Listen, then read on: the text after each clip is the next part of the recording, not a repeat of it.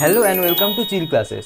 আজ থেকে আমি ক্যালকুলাস একদম স্ক্র্যাচ থেকে শেখাবো এবং শিখবো। আমরা একদম শুরুর থেকে ক্যালকুলাস শেখা শুরু করব। কেউ ক্লাস 11-এ পড়ো ক্যালকুলাস শেখা শুরু করছো, বা class 12, BTech, BSc, entrance exam যাই হোক, বা কেউ আমার মতো কোনো কারণ ছাড়াই ক্যালকুলাস শিখবে, তাদের জন্য এই ভিডিওটা হতে চলেছে।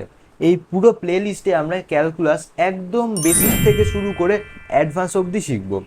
Integral calculus, differential calculus, vector calculus, সব কিছু। ক্যালকুলাস জানার আগে ক্যালকুলাসের ইতিহাসের সম্পর্কে কিছু জেনে নিই। ক্যালকুলাস আবিষ্কার হয়েছিল ভারতেই। প্রাচীন ভারতের কেরালাতে মাধব বলে একজন গণিতজ্ঞ এবং জ্যোতির্বিদ থাকতেন। অনেক বছর আগে, প্রায় 1300 থেকে 1400 সালের মধ্যে তিনি প্রথম ক্যালকুলাস আবিষ্কার করেছিলেন। তিনি ক্যালকুলাস ডাইরেক্টলি আবিষ্কার করেননি, কিন্তু তিনি কোনো ট্রিগোনোমেট্রিক ফাংশনে ইনফাইনাইট সিরিজ আবিষ্কার করে ফেলেছিলেন। মানে যেমন আমরা জানি সাইন এক্স, কস এক্স, সেইগুলোকে তিনি এইরকমভাবে লিখেছিলেন। সাইন এক্সকে এইভাবে x minus x cube by 3 factorial plus x to the power 5 by 5 factorial plus, এইভাবে প্লাস করে করে অসীম পর্যন্ত, এইভাবে যোগ করে যোগ করে করে করে সাইন এক্সকেই অসীম পর্যন্ত বিস্তৃত করে লেখা যায়, এক্সপ্যান্ড করে লেখা যায়। সাইন এক্স কেন, sine x, cos x, log x, সবাইকেই। এইটা সর্বপ্রথম মাধব আবিষ্কার করেছিলেন আমাদেরই ভারতবর্ষের কেরালাতে। আর এইটা আবিষ্কার করে ফেলা মানেই তিনি ক্যালকুলাস আবিষ্কার করে ফেলেছিলেন। ইউরোপের দুই কোণা থেকে, এক কোণায় ইংল্যান্ড, আরেক কোণা হচ্ছে জার্মানি, এই দুটো কোণা থেকে দুজন গণিতজ্ঞ একদম স্বতন্ত্রভাবে, ইংল্যান্ডে স্যার আইজ্যাক নিউটন আর জার্মানিতে উইলহাম লেইবনিজ,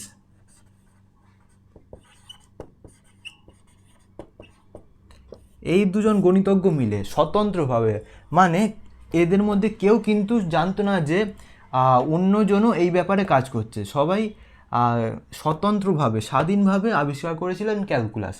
কেউ কিন্তু জানতো না যে অন্য এক কোণে আরেকজন এই জিনিস নিয়ে কাজ করছেন।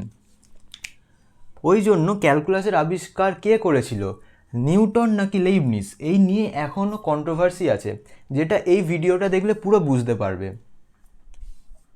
এই দুজন মিলেই প্রায় ওই 1650 নাগাদ আবিষ্কার করেছিলেন ক্যালকুলাস।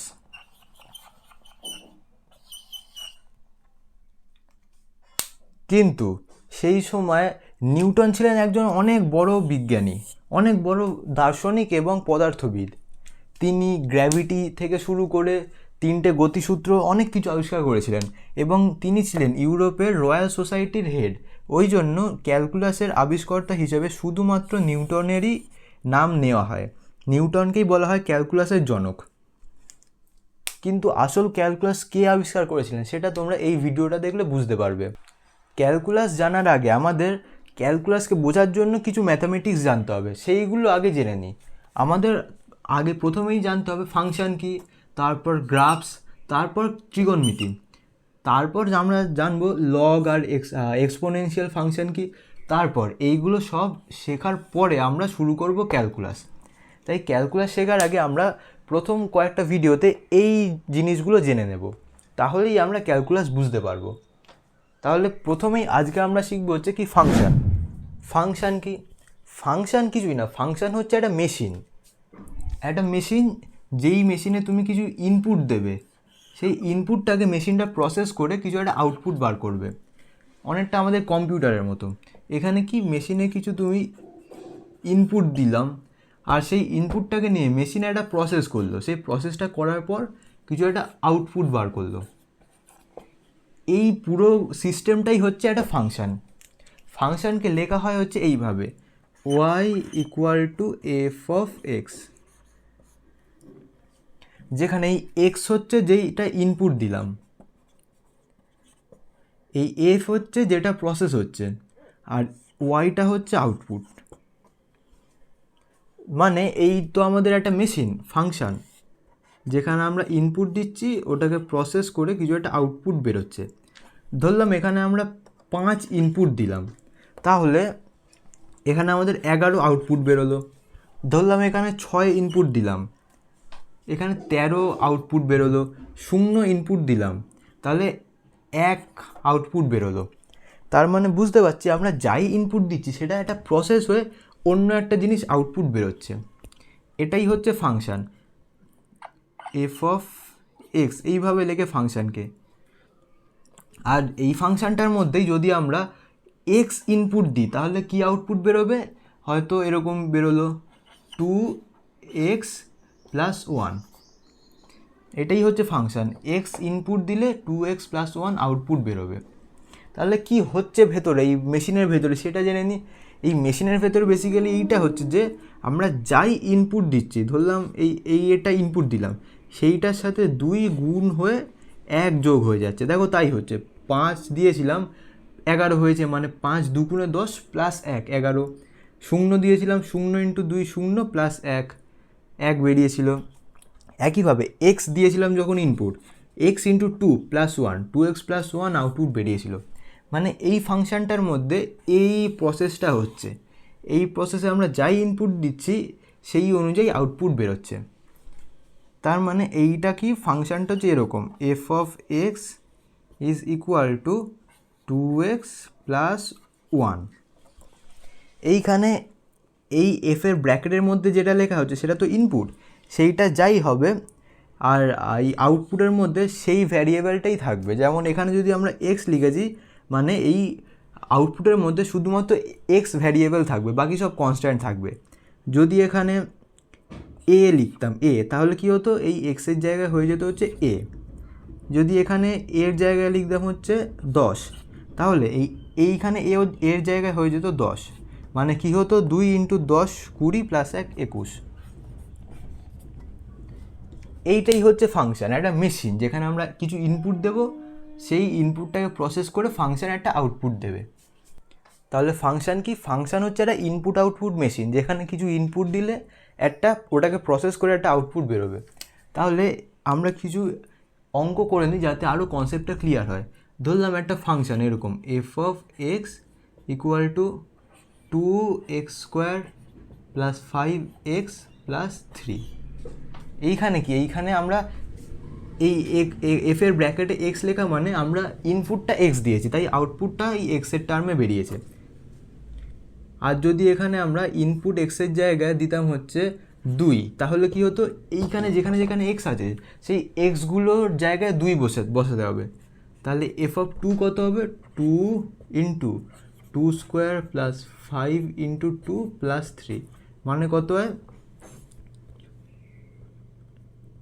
19। এটাই ফাংশান। যদি 2 এর জায়গায় থাকতো হচ্ছে 0, তাহলে কী হতো, কিছুই না, এই এক্সের জায়গায় 0 বসতো, তাহলে কী হতো, শুধু 3। আরেকটা ফাংশান ধরলাম জি অফ এক্স। তার মানে এইখানে দেখে বুঝতে হবে জি এর মধ্যে এক্স আছে, মানে যে আউটপুটটা বেরোবে সেইখানেও এক্সই থাকবে। ধরলাম এই ফাংশানটা এরকম যে x², শুধু এইটুকুনি ফাংশান। তাহলে এখানে যদি আমরা অন্য কিছু বসাই, এক্সের জায়গায় -1 বসাই, তাহলে কত হবে, -1² মানে 1।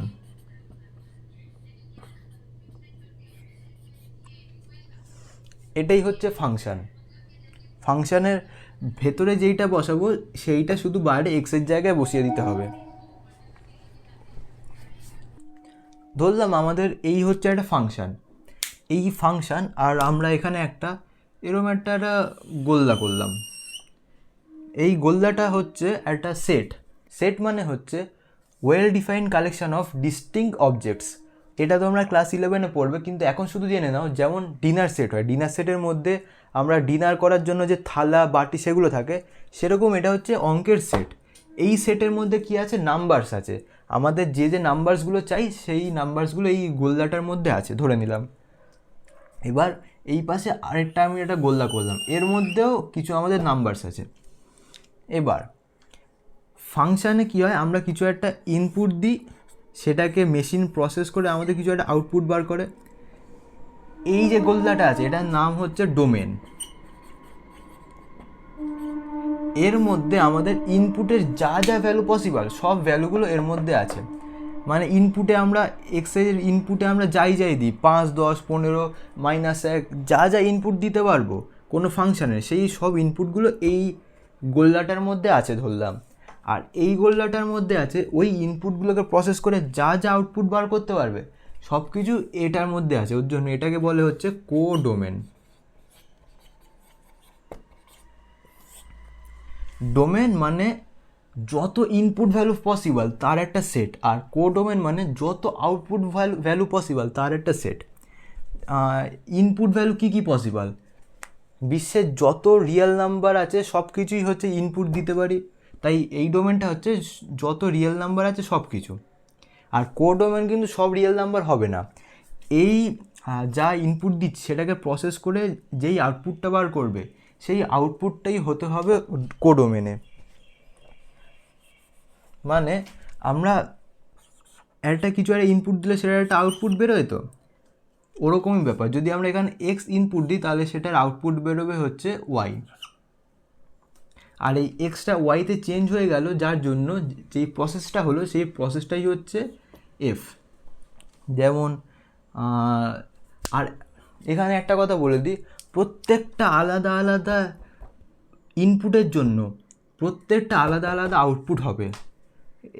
For all input there exist only one output.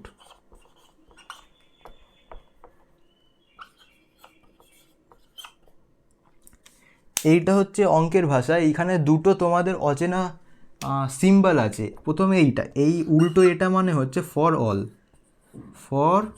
All, আর এই উল্টো ইটা মানে হচ্ছে দেয়ার এক্সিস্ট।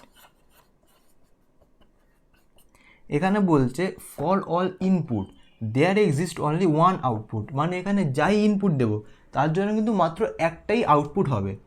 এই ইনপুটের জন্য এই একটা আলাদা আউটপুট, এই ইনপুটের জন্য এই একটা আলাদা আউটপুট, এই ইনপুটের জন্য এই একটা আলাদা আউটপুট। হতে পারে যে দুটো ইনপুটের জন্য আউটপুটটা হচ্ছে সেম, কিন্তু কখনোই দুটো আউটপুটের সেম ইনপুট হবে না। মানে কখনোই একটা ইনপুট থেকে দুটো আউটপুট বেরোবে না কখনোই। কিন্তু এরকম যে আমরা একটা ইনপুট দিলাম, মেশিনের প্রসেস হয়ে কিন্তু দুটো আলাদা আউটপুট কখনোই বেরোবে না। যদি বেরোয় সেটা হবে ফাংশন, হবে না। মানে এই ব্যাপারটা কখনোই হবে না যে একটা ইনপুট থেকে দুটো আলাদা আউটপুট বেরোবে। কিন্তু হতেই পারে যে দুটো ইনপুটের আউটপুট একই হচ্ছে। এটা একটা উদাহরণ দিলে ভালো বুঝতে পারবে। আমি কি বলেছি, প্রত্যেকটা আলাদা আলাদা ইনপুটের জন্য একটা আলাদা আউটপুট হবে, প্রত্যেকটা আলাদা ইনপুটের জন্য আলাদা আউটপুট হবে। হতেই পারে যে দুটো ইনপুটের আউটপুট এক, কিন্তু কখনোই দুটো ইনপুট একটা ইনপুট থেকে দুটো আউটপুট বেরোবে না, তাহলে ফাংশান থাকবে না। একটা ফাংশান ধরলাম যে এরকম F of x equal to x square. যদি এখানে আমরা ইনপুট আর আউটপুট ভ্যালু দেখি, এখানে ধরলাম ইনপুট আর এখানে আউটপুট।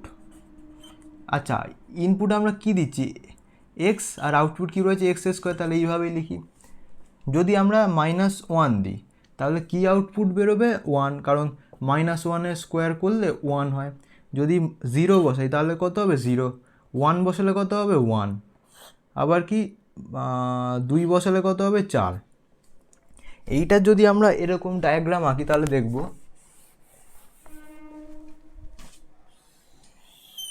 এইটা ডোমেন, এটা কোডোমেন। -1 জন্য হয়েছে 1, 0 জন্য হয়েছে 0, আবার 1 জন্য কিন্তু আবার হয়েছে সেই 1, এই 1, আবার 2 জন্য কত হয়েছে 4। এইখানে দেখো, যদি ছবিটা একটু পরিষ্কার করে আঁকি তাহলে ভালো বুঝতে পারবে।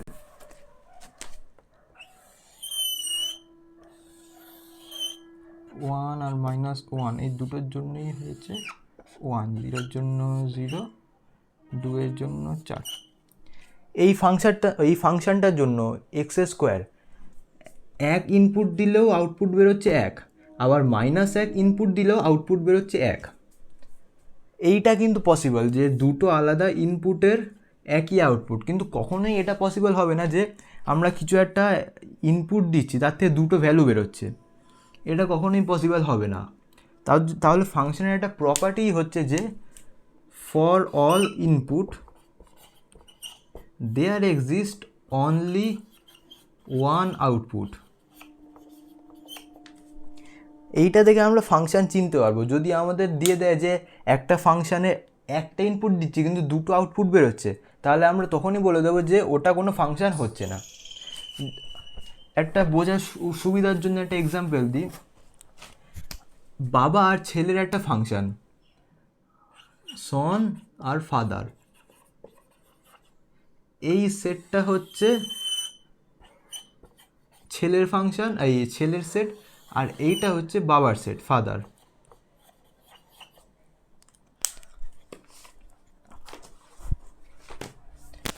এইখানে দেখো, একটা ছেলের জন্য একটাই সিঙ্গেল বাবা হবে, একটা ছেলের জন্য একটাই বাবা হবে, একটা ছেলের জন্য একটাই হবে, কিন্তু এরম হতেই পারে যে দুটো ছেলের একটা বাবা হতেই পারে, কিন্তু কখনো কিন্তু দুটো বাবার একটা ছেলে হবে না।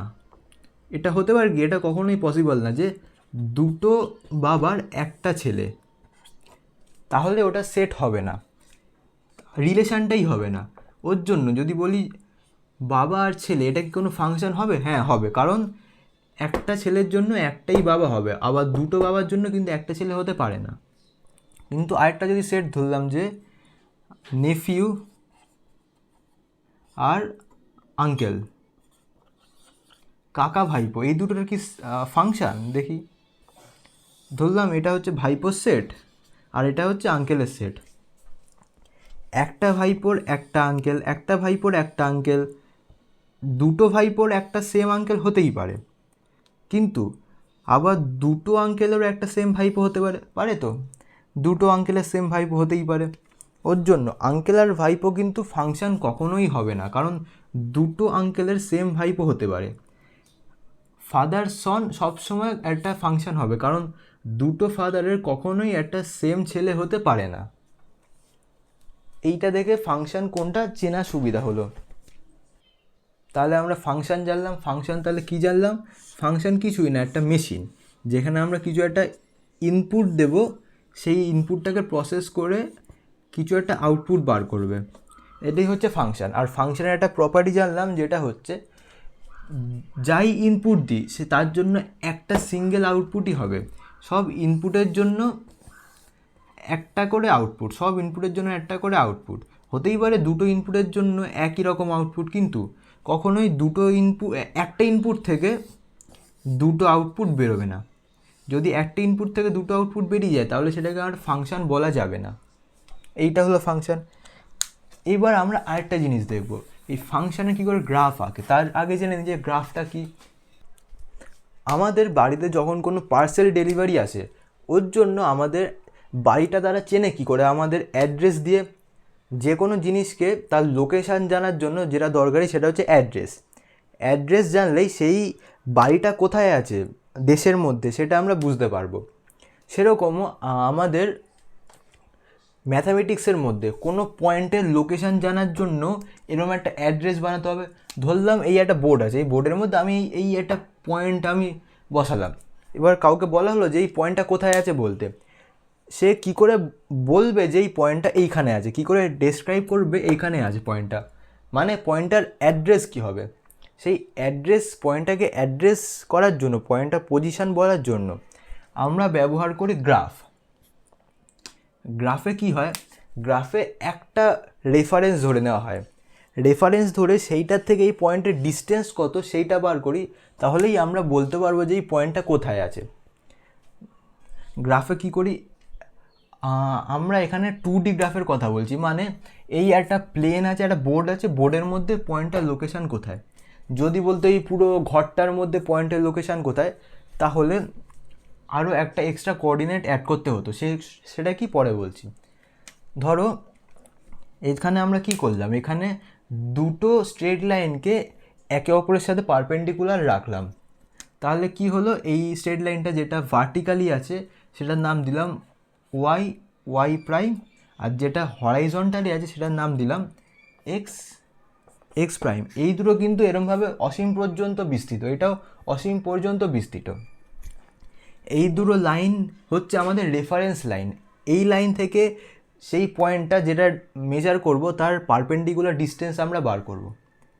এই পয়েন্টটা যে এই দুটো লাইন যেই পয়েন্টে কাট করছে সেইটার নাম হচ্ছে অরিজিন।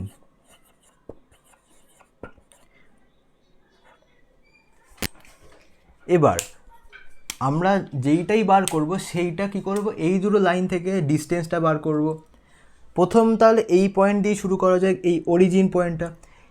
এই পয়েন্টটার তাহলে ডিস্টেন্স কত, এই পয়েন্টটার এক্স অক্ষ থেকে ডিস্টেন্স কত? আচ্ছা বলে দিই, এইটাকে বলা হয় হচ্ছে এক্স অ্যাক্সিস আর এইটাকে বলা হয় ওয়াই অ্যাক্সিস।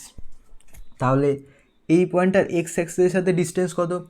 পয়েন্টটা তো এই লাইনের ওপরেই আছে, ওই জন্য ডিস্টেন্স 0, তাই এই পয়েন্টটার এক্স ভ্যালু হচ্ছে 0। আর ওয়াই এর সাথে ডিস্টেন্স কত? ওয়াই এরও ওপরে আছে, তাই ওয়াই এরও ভ্যালু 0।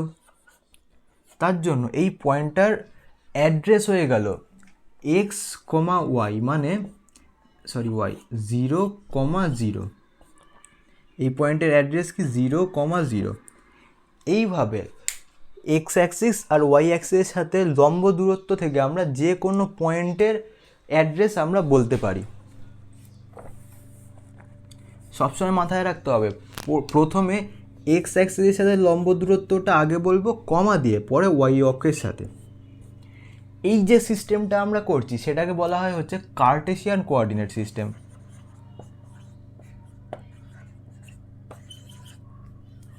আমরা ক্লাস 12 অবধি এই কোঅর্ডিনেটটাই জানবো, কিন্তু আরও আছে, সিলিন্ড্রিক্যাল আছে, স্পেরিক্যাল, পোলার আছে, অনেক কিছুই আছে, কিন্তু আমরা ছোটোবেলা থেকে ক্লাস 8 থেকেই এটা শিখে আসছি।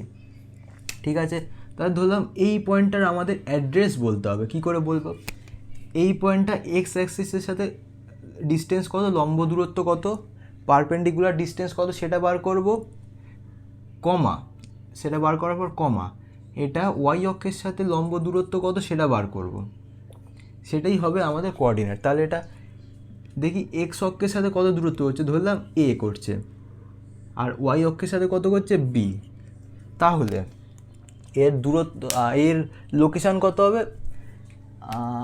এইটা তো এ, তাহলে এটাকে এই সেম দূরত্বই এতটা হবে এ, তাহলে ওয়াই এর দূরত্ব হচ্ছে এ, আর এটা তো বি, আর তাহলে এই দূরত্বটাও সেম হবে বি।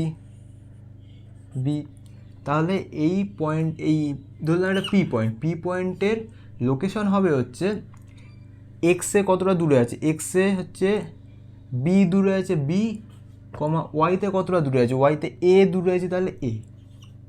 এই পয়েন্টটার লোকেশন হবে হচ্ছে বি কমা এ, আর এই লোকেশানটাকেই আমরা বলি হচ্ছে স্থানাঙ্ক বা কোঅর্ডিনেট। তাহলে পি এর কোঅর্ডিনেট হয়ে গেল বি কমা এ। বি মানে হচ্ছে এই পি পয়েন্টটা ওয়াই অ্যাক্সিসের থেকে কতটা দূরে আছে সেটা হচ্ছে এক্স ভ্যালু, আর এটা হচ্ছে এই পি পয়েন্টটা এক্স অ্যাক্সিসের সাথে কতটা দূরে আছে যেটা হচ্ছে তার ওয়াই ভ্যালু। এরকমভাবে আমরা যে কোনো পয়েন্টের পজিশান বলতে পারি। ধরলাম আমাদের একটা পয়েন্ট বলে দিয়েছে এম পয়েন্ট, এর স্থানাঙ্ক বা কোঅর্ডিনেট বলে দিয়েছে 5,2। আমাদের বলেছে এই পয়েন্টটার লোকেশান কোথায়, মানে এই অ্যাড্রেসটা দিয়ে দিয়েছে, বলেছে এই অ্যাড্রেসে গিয়ে একটা পার্সেল পৌঁছে দাও। তাহলে এই অ্যাড্রেসটা কোথায় দেখি, যদি এরকম লোকেশান থাকে তাহলে আমরা কি করব, প্রথম যে নাম্বারটা থাকবে এক্স অ্যাক্সিস বরাবর ততটা যাব, এক্স অ্যাক্সিস বরাবর 5 পা হাঁটবো, এই 1 পা 2 পা 3 পা 4 পা 5 পা। তারপর যেই সংখ্যাটা থাকবে ওয়াই অক্ষ বরাবর ততটা হাঁটবো, মানে ওপরের দিকে 1 পা হাঁটলাম 2 পা হাঁটলাম। তার মানে এই এম পয়েন্টটার লোকেশান হচ্ছে এইটা, এইখানে গিয়ে আমাদের পার্সেলটা দিতে হবে।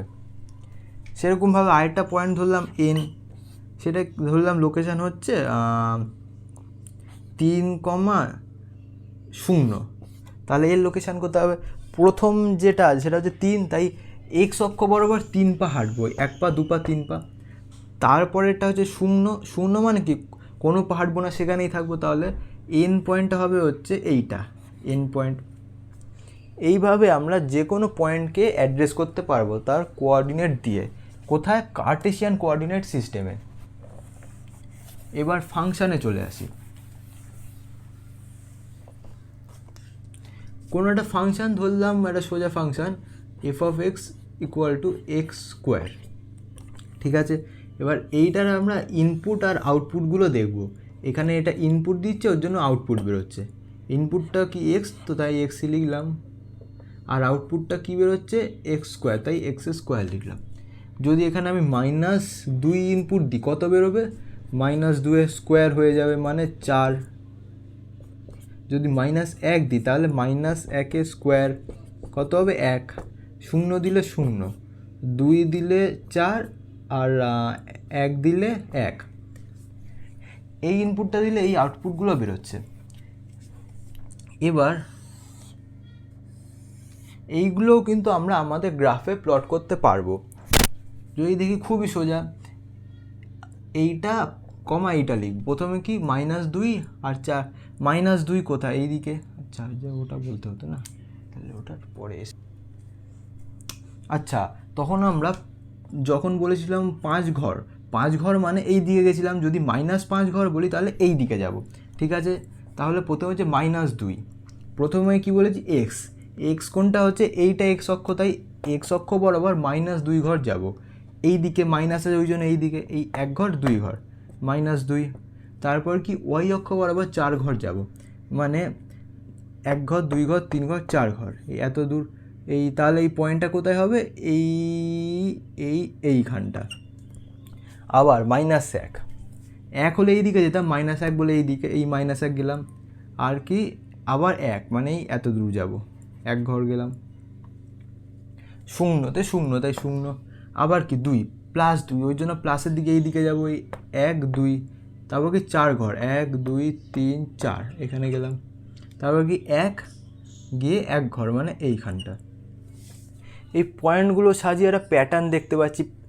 যদি এখানে আরও ছোটো ইন্টারভ্যাল নিতাম, এখানে যদি -1 পর -0.5 নিতাম, তাহলেও একটা আউটপুট আসতো +0.25। ওটা কোথায় হতো? ওটা হয় এইখানটা হতো। আরও ছোটো যদি নিতাম তাহলে এইখানটা হতো। এরকম করে অনেকগুলো পয়েন্ট এরম করে আসতো, অনেকগুলো পয়েন্ট।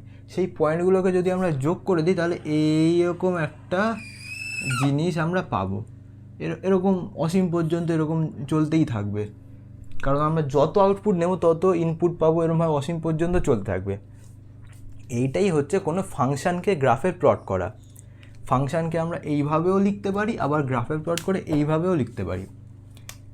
এটা হচ্ছে y = x² গ্রাফ। তাহলে এই গ্রাফটায় আমরা যত জুম করব তত পয়েন্ট বাড়বে, অসীম পর্যন্ত পয়েন্ট আছে। আর দেখতে পাচ্ছি এই একটা এক্সের জন্যই একটাই ওয়াই আছে, একটা এক্সের জন্য একটাই ওয়াই আছে। একটা এক্সের জন্য কিন্তু দুটো ওয়াই নেই, কিন্তু এই একটা এক্সের দুটো এক্সের আলাদা ওয়াই আছে। এর ওয়াই ভ্যালু হচ্ছে এইটা, এরও ওয়াই ভ্যালু হচ্ছে এইটা, মানে দুটো এক্সের জন্য একই রকম ওয়াই ভ্যালু। এটা আমরা কী জানলাম? যে কোনো ফাংশানকে কী করে আমরা গ্রাফে প্লট করতে পারি।